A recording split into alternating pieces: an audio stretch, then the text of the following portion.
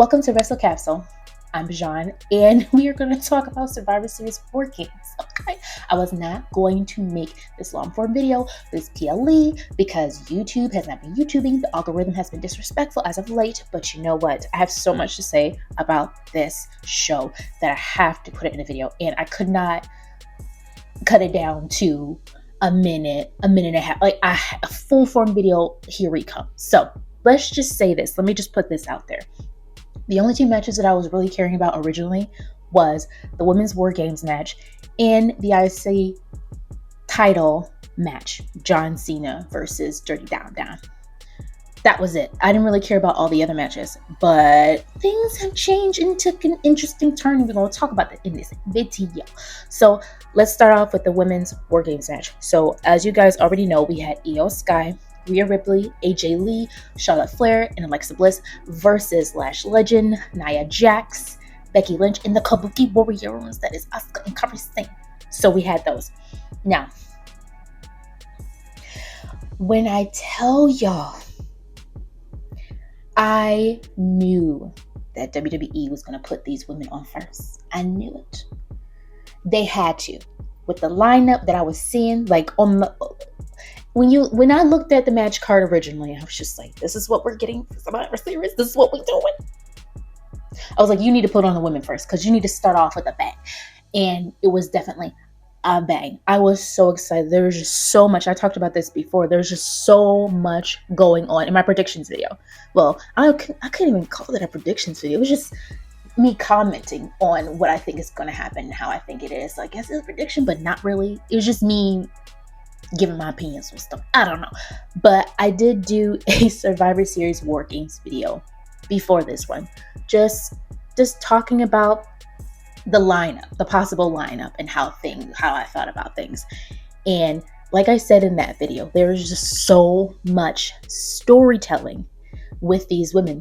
There's just so much history with these women. You know, Io Sky and Rhea Ripley. Enemies turn friends, turn sisters. Then, of course, you have Charlotte Flair and Alexa Bliss, tag team, frenemies, besties. But then you have Rhea Ripley and Charlotte Flair with their history. And then you have AJ Lee and Lash Legend.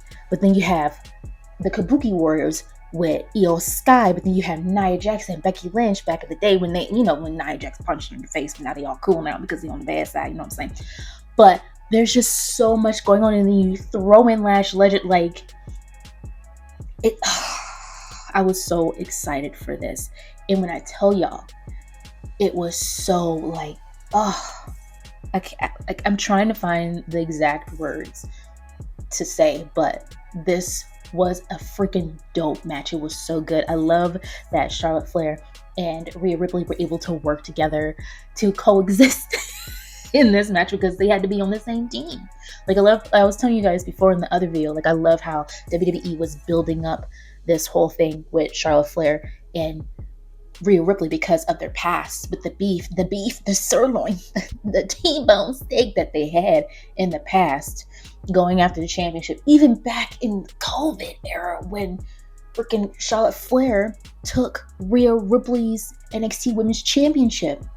Like there's just it goes back so far, and it was so dominant. It was so dominant.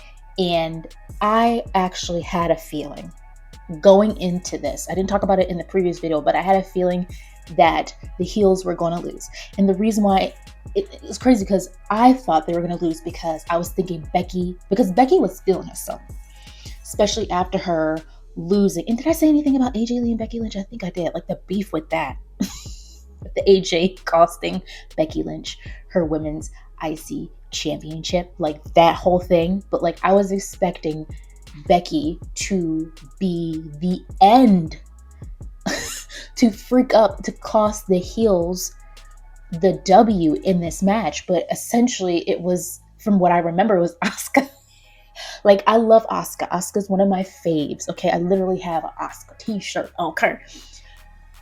But I think she needs to stop with the whole spitting thing. Like, the spitting thing has not been good to her. Last time she spit, before she spit Survivor Series WarGames, she spit the timekeeper's face with the with the match, whoever was going to have, whatever team was going to have the advantage in the WarGames match, Charlotte versus Asuka on SmackDown. By the way, that was like, oh my gosh, that was so good. I felt like I was watching that WrestleMania. I think it was WrestleMania 34. I felt like I was just watching it all over again with Asuka and Charlotte. I felt like I was getting a little bit of a WrestleMania thing, and it just felt so good inside. But yeah, Asuka is the freaking reason that the heels didn't get the advantage in the match. And then again, she spits. She spit? Whose face? She spat in someone's face again. Was it Lash Legend? And it just freaked. It was just like a horrible domino effect after that. It just freaked. I think it freaked everything up. And then the faces were able to win the W. And I wasn't expecting that to be the reason that Team Rhea was going to get the W. That was a surprise to me. I thought it was going to be Becky Lynch's fault, but it wasn't. One of the highlights of this match, other than all the girls on the face side freaking up Becky Lynch one by one, and then the ending of the match with, oh my gosh, watching AJ Lee wrestle. It wasn't as much. I wanted her to wrestle a little bit more. We didn't get a lot, but what we did get from her, it was surfing. It was surfing. Like, it was a full entree with a dessert afterwards. It was very nice. But her putting Becky Lynch at the end in a Black Widow was just the icing on the cake. It really was. It really was. I freaking love that. But like I said, the highlight, I'm sorry, the ADHD thing, it's just boop, boop, boop, boop. I'm just jumping, and I just had some energy drink, so that's definitely not helping. But back to what I was saying. Highlight of this match is with Io Sky. She loves getting at the top of the cage when she's in these WarGames matches, okay? She's a veteran when it comes to the women's WarGames matches. I will say it with my whole chest, okay? Even back in NXT, like literal top tier. But when she got on the top of the cage and she had, how you gonna have your own trash can with your name on it and logo? I thought that was so cute. But her putting it on her head and jumping down, doing her thing, like, that was just so good. It was so good. It was so good. She freaked up. She freaked them up so bad. She freaked up the heels so bad. It was so good. But yes, overall, this match, like, I don't know what's gonna happen after this, especially like this. If anything, I feel like one person who this is just not gonna sit right with them the most is Becky Lynch. Becky Lynch has a vendetta right now. Like, she is pissed. She has beef with every single person on Team Rhea Ripley. Like, with reason. I get it. I didn't even talk about Becky Lynch and Rhea Ripley having beef. That, like, she literally has beef with everybody on the face side. It's funny, but I feel like of all the people on the heel side, like, Becky Lynch is not going to recover from this. This is going to make her spiral into even more crazy tyranny. I can only imagine what's going to happen next. Like, it makes me think about Maxine Dupree with her being the new women's IC champion. Like, she's in La La Land. She's enjoying her celebration, but soon she's going to have to defend that championship. And I know Becky Lynch, somehow, someway, she going to blow up Adam Pearce's phone like she did before to try to get herself a rematch. I just know it. I know it, and she's not going to stop until she gets said rematch. And granted, yes, Maxine Dupree was not in this WarGames match, but we know one, she lost. Becky lost. But then she also lost the championship. Like, she gonna go crazy, y'all. It's done. Like, I cannot wait to see what's going to happen on Monday Night Raw tomorrow. Like, for real, for real. But yes, overall, this was so enjoyable. The only thing that I can say that I was, like, disappointed about is I would have loved to see a little bit more of AJ Lee wrestling. Now, I get it. There's 10 women in this match, okay?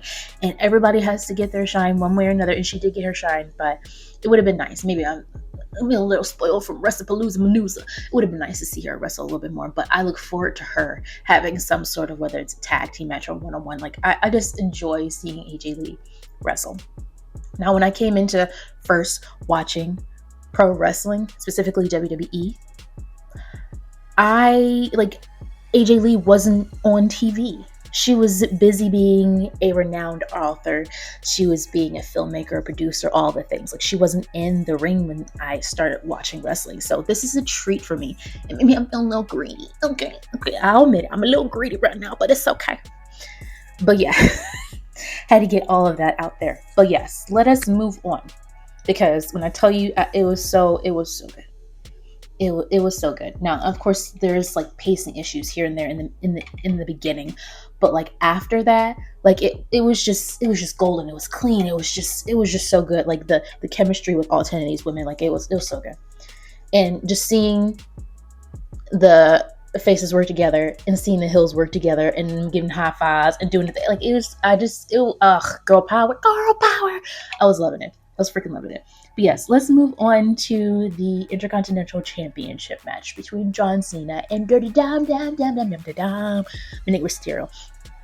Now, I could talk about this match itself, because John Cena, it's crazy how I went from not liking John Cena at all to him, like me even thinking about him officially retiring, I believe December 13th. I think that's the Saturday night main event, his last match. I get a little emotional deep inside my soul, because I'm just like, bruh, like again, when I came to watching wrestling, he was already gone. He was already doing Hollywood stuff. So to get him back and doing this stuff and being on TV, it was so enjoyable, and I'm gonna miss John Cena. I can't believe I'm saying this. Girl, there must be something that's in a Lonnie new drink, a little energy drink, because what? But yes, I'm gonna miss him. So I could easily talk about the match itself. I could talk about the interferences with Roxanne Perez and Raquel Rodriguez, even Finn Balor and JD Donegal. Like, first of all, Finn Balor coming out, of all people, him being petty boots when Dirty Dom Mysterio lost the IC title in the first place. Him being messy. I talked about this in one of these videos. Like, Finn Balor was being messy on Twitter. Okay, I call Twitter XYZWXYZ, whatever the initials are for that freaking social media platform. I'm tired. I'm gonna call it Twitter. Okay. We're gonna call it Twitter here. But he was being so messy about Dominik losing the championship in the first place. And like I was like, I'm waiting for Judgment Day to officially break down. But after what I had seen with Liv Morgan coming out, y'all, I'm sorry. I'm sorry. It's going to take me a little bit. I'm going to talk about this for a little bit, because there's so much to unpack here. For one thing, hi Liv, how you doing? I missed Liv so much. I don't think I can stress enough how much I missed Liv Morgan on my freaking TV screen. When she got her shoulder injured, she was in that match on Raw. I was like, oh frick, this is real. At first I thought it was a work. I thought I was being worked, but I wasn't, because she really did freak herself up. So seeing her come out, I didn't know what to expect, especially with all the beef with Dirty Dom Dirty Dom and Roxanne Perez, and that little weird love triangle thing that's going on. Like, I didn't know what to expect. So when she clocked Dominik in the face, I was like, yes, she gonna get her stuff back. Dom is getting his comeuppance.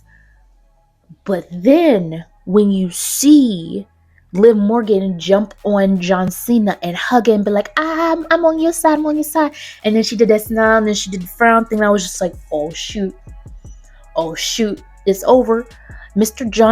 Jonathan Cenacles, you gonna get it. So then when she kicked them in the huevos, kicked them in the jewels, I was like, oh boy, she kicked you in your jorts, bro. She got you. And it's so funny that that's how it happened, because it looks and seems very familiar to what John Cena did to Cody Rhodes, I believe at the last Elimination Chamber, when John Cena went heel.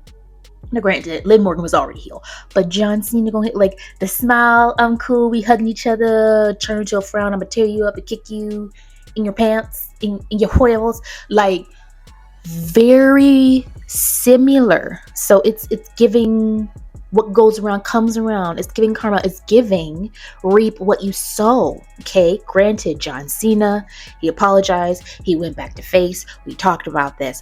But consequences are still consequences. Okay, you can get forgiven, but you still gonna have to deal with the aftermath. And it's very interesting how that happened. So with Liv doing that, doing a double cross, but then being on Dom's side, like it, oh my gosh, that's how he freaking won the IC championship back. Dirty Dom's champion. Well, he was already champion, AAA, nigga. He was already champion, but now he's like WWE IC title champion again. There's just so much that's gonna happen on Monday Night Raw, or at least should happen on Monday Night Raw, because Liv Morgan's back. The queen, the ultimate queen is back, okay? The Judgment Day, the ultimate Judgment Day queen, who dethroned Rhea Ripley, okay? She's not the original, but she's the next after that coming up original, okay? So the whole dynamic is going to be very interesting. Is Liv Morgan going to let bygones be bygones with the whole Dirty Dom and Roxanne Perez triangle? Is she going to still feel a certain type of way about the chicken tenders? We talked about this. I talked to Roxanne and Raquel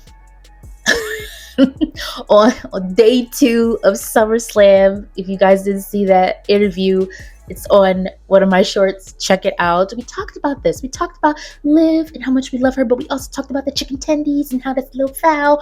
All that stuff. I'm wondering if that's going to happen. Is that going to come up? You know what I'm saying? And also, what was brought to my attention is when Liv left because of injury, she was still women's tag team champion with Raquel Rodriguez. Correct. So instead of Raquel forfeiting the titles because Liv was going to be out with injury, Roxanne Perez stepped in, helped her retain, got into Raquel's good graces, because initially Raquel was just like, Bill, I don't trust you. You're a little sneaky. Got a little hot tendencies. I don't trust you. But then she proved herself. And then after that, those two have been inseparable. So now you bring back Liv Morgan. The drama is going to be drama-ing. And I'm so excited. And I know the beef between Finn Balor and Liv Morgan will continue to live on. Because they were throwing shade. They were throwing full-on branches to each other before she left. Especially when it came to Dominik Mysterio. Because Liv was always on Dom's side. And Finn was already side-eyeing Dom. So that's going to be a whole situation. I am so excited. Lord of mercy. That is the stuff that makes me watch Raw, okay? That's the stuff right there. That's the stuff that makes me watch SmackDown. Okay, that's the stuff that makes me watch these freaking PLEs. Things like that. I'm so glad, like I said, I'm so glad that Liv is back. I really am. I can't believe Dirty Dom got the IC title back. But of course, his little boo thing, Liv Morgan, had to be the biggest helping hand for him to get the championship back. So now he's got these 2 titles, which is interesting. And it's going to make for a really good story. That's all I'm going to say about that. So let's move on to the Women's World Championship now. I've talked about this in one of my shorts on my TikTok, on my Instagram. If you guys don't follow me, what are you doing? Just get on there, okay? I'm on there. Just get on there. But yes, Stephanie Vaquer versus Nikki Bella. Now, let me say this. No shade, no tea, no energy drink. But I was like, WWE, no disrespect to Nikki Bella, to Nikki Garcia. Okay, no disrespect. I was the one that was advocating for the Bella twins from the get-go. Okay, so don't even come at me. You don't like Bella, you a hater. No, she, me, her is not a hater. Okay, love, not a fighter.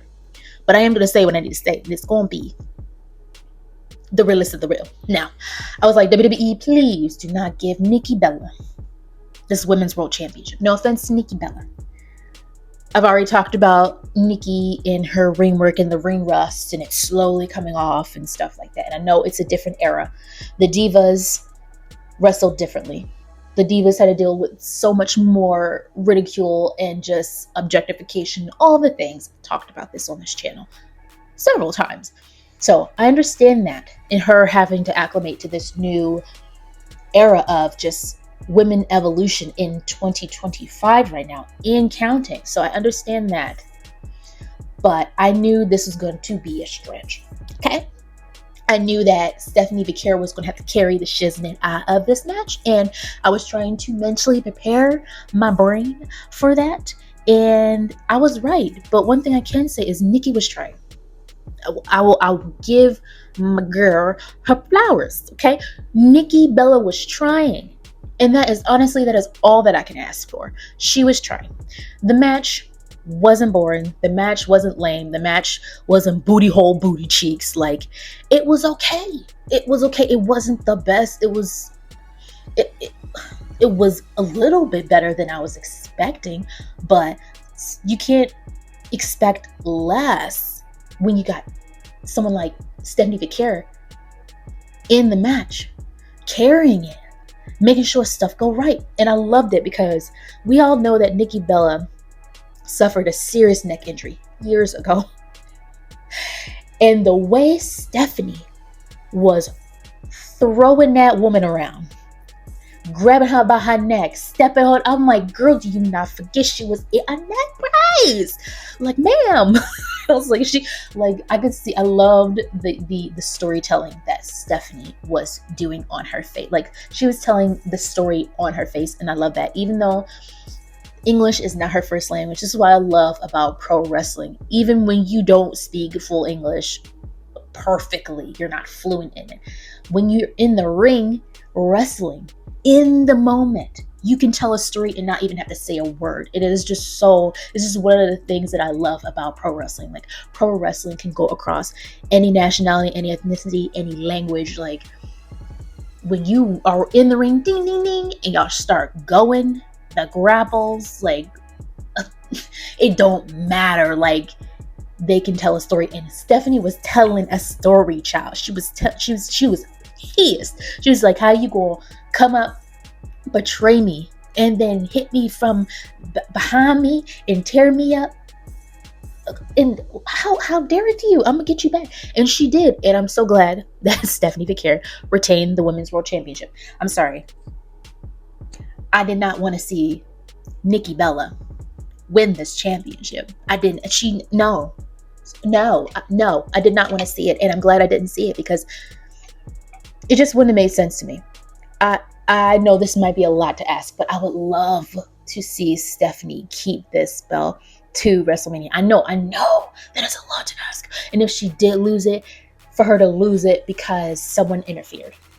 Like, I'm thinking, who is going to take this championship from her? Like, she is just doing the dang thing. Like, I've been enjoying Stephanie. Like, her ring work is just golden. It's top tier, okay? Like, it just makes me wonder who is going to step up to the plate and come after this woman. Yes, this is my drink, okay? Energy. Now, let's get into the match that I was least excited about. The men's WarGames match. And I just want to say this. It's not because I hate men. It's not because I don't care about men's wrestling. It's not any of these things. Now, no one's saying that. I'm just putting that out there first because people in the comments would love to say something dumb. She isn't like that, okay? Like, that's the dumbest thing you could ever say to a pro wrestling fan like me who talks about the women's side and the men's side. So keep your little silly stuff to yourself. But yes, the reason why I was not looking forward to the men's WarGames match is because it just felt like it was all thrown together. It felt like they had to put in wrestlers like Brock Lesnar, Roman Reigns, Drew McIntyre to make things more spicy. Even Logan Paul, because his high flying, just ring work, majestic ring work is just, he's annoying as a person, but his wrestling is just, you can't deny it. You just got to be a super hater to deny this man's talent. But anyway, I feel like they had to put in certain people in this match in order for fans like me, I'll speak for myself, to care. And even when he did, I didn't care. The only thing I cared about was when Brock Lesnar fell and did his tumbleweed thing when he was coming out with Paul Heyman. That will forever be engraved, etched in my brain, and I will never forget that for the rest of my days. Thank you, Brocky boy. But anyway, I was not looking forward to this WarGames match. The storyline, yes, there's stories within this, there's beef within this, with the heels and the faces within this, but still, it was just like not something that I was invested in, because we've seen this rinse and repeated so many times. I was like, what are we gonna do now? But surprisingly, and another thing, like even with Brock Lesnar being in it, I remember I was making a joke. I was just like, what are we gonna get? A whole bunch of F5s, a whole bunch of German suplexes, yay. But surprisingly, I can admit when I'm wrong, okay? It's hard, very hard, but I can admit it. With Brock Lesnar being in there, it really did change the landscape of the match as a whole, because, I mean, the F5s and the German suplexes were doing dang thing. Like it did freak people up for sure. And then what was Cody Rhodes like elbowed the shiznit out of CM Punk? CM Punk bleeding, Cody Rhodes bleeding. I'm like, the one thing you don't do is hit CM Punk. He gonna hold that to the day he died. Like the man can hold a grudge. Okay? He holding on, the way that he holds on to his World Heavyweight Championship is the same way he's holding on to a grudge. Okay, do not play with that man. Do not play with Phil. Okay, do not. But anyway, like that thing, I was like, wait a minute, is Punk gonna hit Cody? It was that thing. But and overall, the match wasn't that bad. It wasn't that bad. It was enough for me to keep wanting to see, even before the mystery man came out. I was just like, okay, this is... I don't even want to say the word of enjoyed. I feel like that would be too strong for this instance, but I watched it without cringe. And I was like, okay. I mean, on paper, the match itself with the names, I was just like, oh gosh. But the actual implementation of this match, the storyline, the story within this match, I was like, okay, not bad. But let's just move to the mystery guy, because I have some things to say. There's, of course, us as wrestling fans. Of course, with us being within the IWC, we always have our predictions, our what we think who is who, and we have our ideas and our opinions as to why we think. So of course we're thinking, I won't even say where, I'm just gonna put some people out there who it could be what I've been seeing. So seeing Seth freaking Rollins, and I thought about it, it would make total sense for Seth freaking Rollins to hit, of all people, CM Punk. Like, come on, like come on, the beef never stops beefing, okay? The meat never stops being tender when it comes to CM Punk and Seth freaking Rollins. So that was a possibility. I was like, wait, that's my initial thought. I was like, oh my gosh, it's Seth freaking Rollins. He's back. His surgery, he's fresh out of his surgery. He's good to go. It's him. But I was looking at his build, and granted, wearing all black with the hoodie, you can't see his face, can't see his hands or anything like that. And I'm looking at his build, and I was just like, CM Punk he's got his muscle, but he's a lot more slender than who this mystery man looks like. Like, it could be so, but I don't think so. The back was looking swole. But then I think about Austin Theory, and I'm like, Austin Theory, and I'm like, why would Austin Theory come after CM Punk? Well, because he has the World Heavyweight Championship. Okay, but I thought deeper, and I was like, wait a minute. Paul Heyman has made it his special business to go after younger talent to build this vision, especially with Seth freaking Rollins being out of the picture. He's got the Bron brothers, especially like Bron Breakker, Bronson Reed.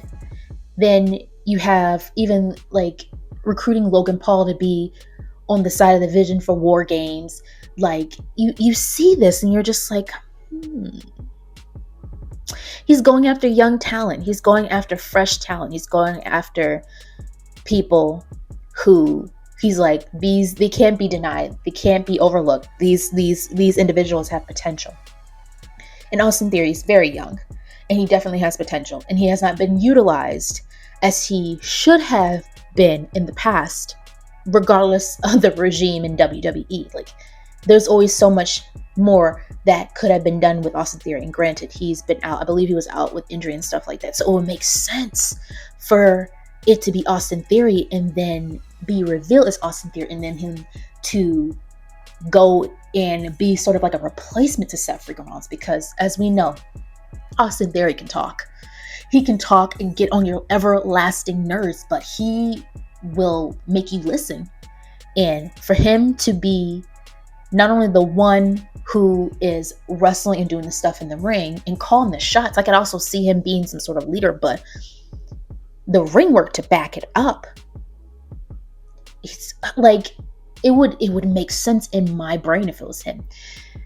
So you have that. But then I remember my husband told me, it was just like, I'm seeing people saying it's Jericho, and I'm like, for the love of all things that could be holy, please don't let it be Chris Jericho, please.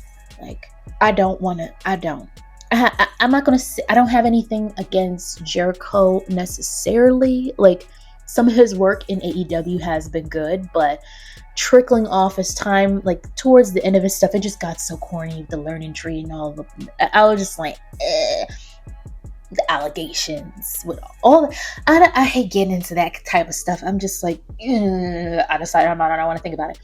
But Jericho, all the crap he's talked about WWE, for him to come back, but then again, who hasn't left WWE, talked trash about it, and then came back? Like, there's nothing new. It's just like a ritual these days. But I don't want to see that. And I'm just like, okay, granted, CM Punk and Chris Jericho have had beef. They've had beef in the past. And I mean, like, in WWE, like, storyline, they've had beef. So, I mean, that aspect would make sense. But I'm just like, what? It's crispy, but I don't want him... I don't see no Brandon Jericho. But so far, those are the three main people that I've seen. It's kind of hard for me to say that it's Seth because it is built.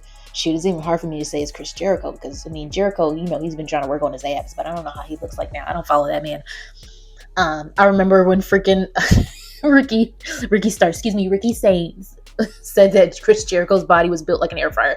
Like, that made me cackle. And then after that, he started, you know, working out and, you know, losing and gaining muscle and all that stuff like that. So, I mean, that's neither here nor there. But I feel like if of all the three people that I've seen been, you know, talked about in the IWC, I feel like Austin Theory would be the person it would be. I feel like it would. But who freaking knows? Guys, let me know in the comments down below what you think. Not only of who you think the mystery man is, and if you have your other ideas of who you might think it is, let me know in the comments down below. Also, let me know what you thought about Survivor Series WarGames. Like, because overall, it wasn't that bad. It wasn't that bad. I mean, it wasn't the best in the whole entire planet, but it wasn't that bad. And the matches that I was looking forward to, they delivered, and I enjoyed those matches. And the ones that I didn't really care for initially, it wasn't that bad. Maybe I'm just in a good mood. I don't know. Who knows? But guys, let me know in the comments down below what you thought about the PLE and what you think is going to happen next, because I am so excited for Monday Night Raw. Oh my gosh, it's going to be so good. Don't forget to like, comment, and subscribe for more episodes. Thank you guys so much for watching. Signing off. Bye.